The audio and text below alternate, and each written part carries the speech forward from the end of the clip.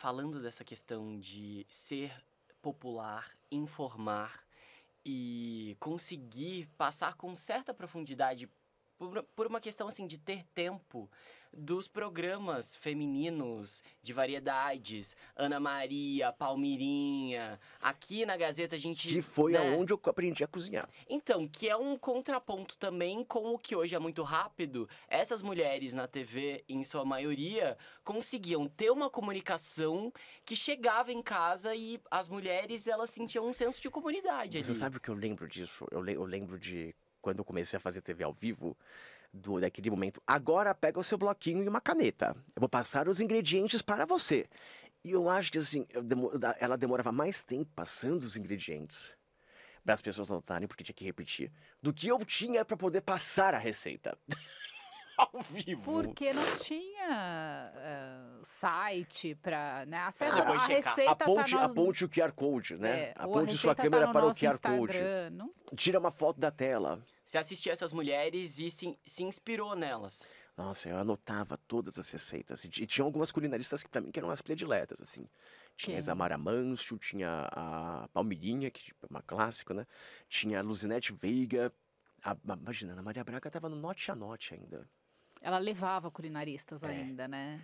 Aí eu olhava aquilo e olha que engraçado, né? Eu era adolescente, queria ser cozinheiro, confeiteiro.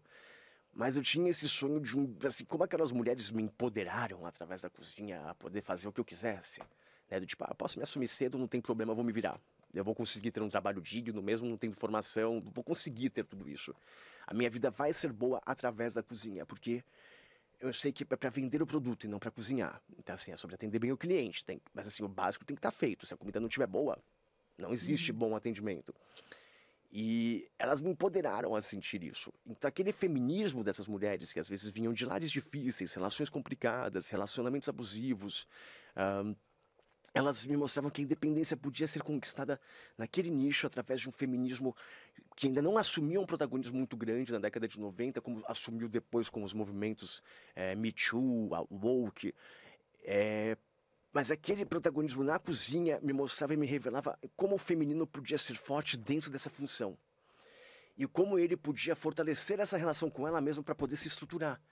E eu pensei, poxa, um dia eu gostaria de estar na televisão para falar isso para minha comunidade. Para falar que, olha, não é só a mulher, não é só as pessoas que podem começar sem CNPJ na geladeira de casa e a vender um produto. E doce é mais fácil, né?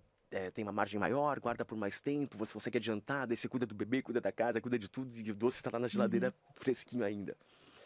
E não é que deu certo? Não é que essa bicha foi pra televisão? Ela Foi pra e está na televisão. Como que foi esse convite? Como é que foi, assim?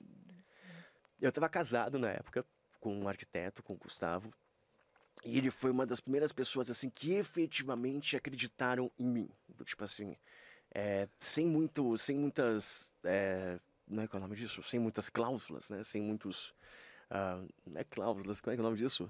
Caraca, minha cabeça hoje tá péssima, gente, desculpa. Ele acreditou Calma. em você? Sem muitos, no strings attached, sem muitos... Sem querer muito de volta? Vamos lá, Imagina o seguinte, tudo na vida sempre tem um custo, sabe? A família, quando ela quer acreditar em você, eles querem algo em troca. Às vezes tem sonhos frustrados, às vezes tem projeções, tem tudo isso. Tá. Ele foi o primeiro cara que olhou pra mim e acreditou em mim, na pessoa que eu tinha potencial pra ser e não em quem ele queria que eu fosse, Sim. Entendi. né? E um dia ele olhou pra mim, eu tava numa cozinha ensinando o pessoal a fazer um negócio, e ele foi me buscar, e ele saiu de lá, ele era 10 anos mais velho do que eu, e ele falou pra mim, pô, você explica tão bem, você já pensou que você podia dar aula?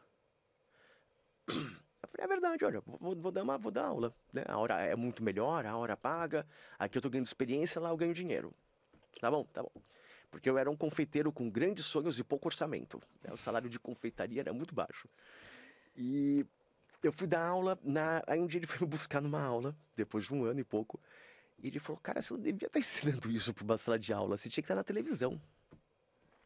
Eu falei, caralho, como é que esse cara foi tão cirúrgico? Eu nunca falei pra ele que eu tinha esse sonho. Né? Tipo, como é que ele foi tão assim, tipo, pegou um estúdio cirúrgico? E eu, coincidentemente, um ex-amigo me mandou naquela época um e-mail e falou, olha, tem aqui um casting. E tava lá escrito, mano, olha, começando um novo canal, tá em teste, tá em uma fase de não sei o que lá. A gente tem essa lista de profissionais que a gente tá buscando. Cuidado com bebê, jardinagem, artesanato, confeiteiro. Olha, eu, confeiteiro. Eu vou. Eu vou. Eu assisti Mulheres e os programas à tarde a full por 2 semanas, até o casting. E eles falaram, não, você pode fazer isso daí trabalhando só com as mãos no ar ou você pode levar o doce.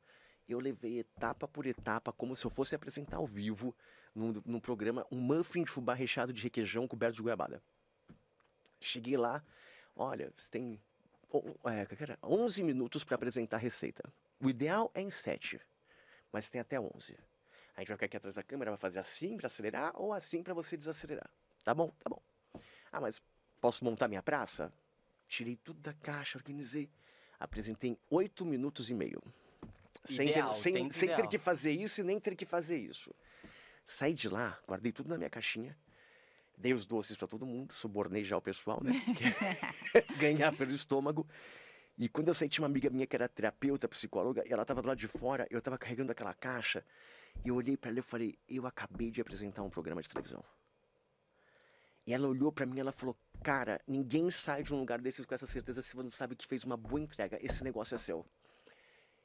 Recebi uma ligação, você foi escolhido para a 2ª etapa do canal.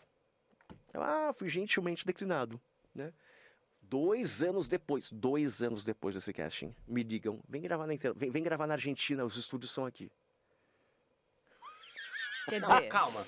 Você recebeu a você ligação... fez esse piloto, esse casting. Eu fiz esse casting, que era para fazer uma apresentação, recebi um e-mail de você foi escalado para a 2ª etapa do canal.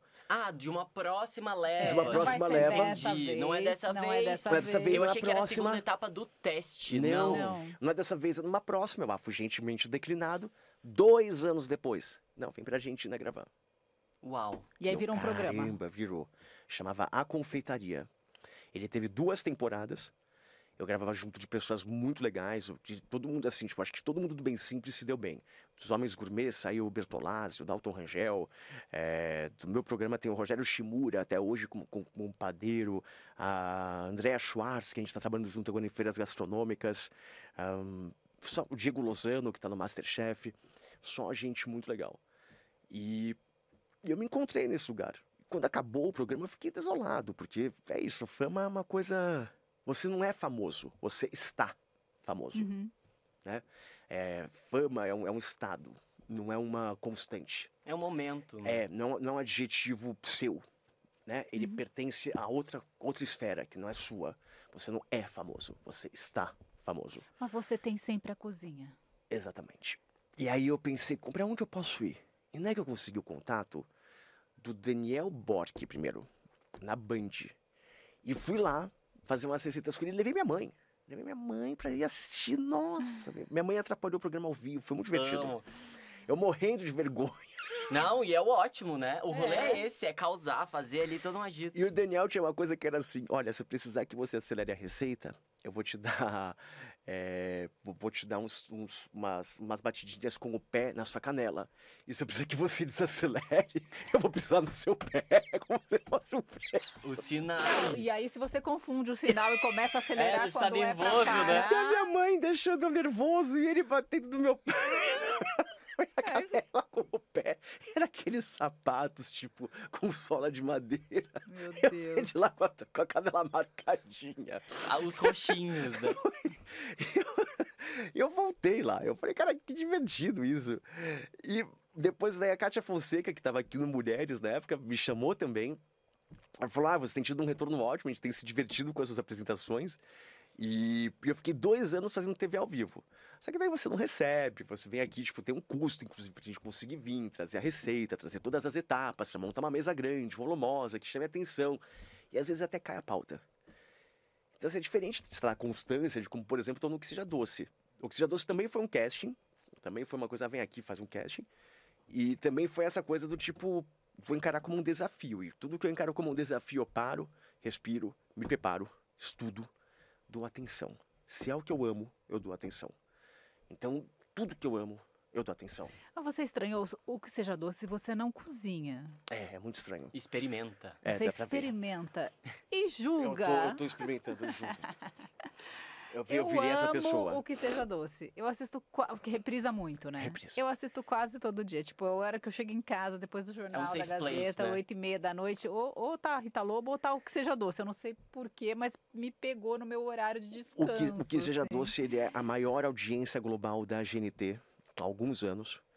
Ele é um programa que ele passava antigamente em 3 a 4 horários no mesmo dia. Ele tem uma extensão muito grande e o programa é autocontido. Então, em cada episódio, você consegue ter a sensação de início, meio Meio e e fim fim. Não precisa de uma do... competição sem você precisar acompanhar o resto. E dá pra passar, gente, já são 11 anos. 40 episódios por temporada. Já estamos com 440 episódios. Você tá desde o começo mesmo. Desde o Desde o primeiro. embriãozinho do E em projeto. todas as Em temporadas. todas. São 400, assim, dá pra passar um episódio por dia do programa do ano que você não tem como repetir. Então, o programa, quando tá fora da temporada que tá sempre Que é se inédita. renova, né, que tá inédita, tem sempre ali o programa autocontido antigo, porque, como são muitos casos, muitas experiências, a probabilidade é que você tenha assistido aquele episódio e você tá assistindo de novo sem nem notar.